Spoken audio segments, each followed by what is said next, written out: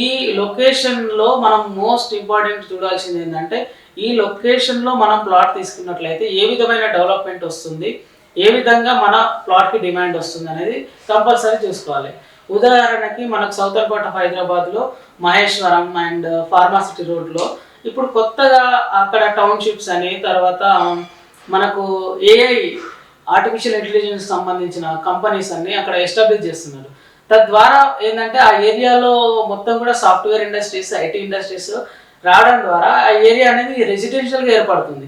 రెసిడెన్షియల్‌గా ఏర్పడినప్పుడు ఆటోమేటిక్‌గా ఆ ఏరియా అనేది ఒక మంచి గేటెడ్ కమ్యూనిటీస్, టౌన్‌షిప్స్ ఇట్లా డెవలప్‌మెంట్ అవుతాయి.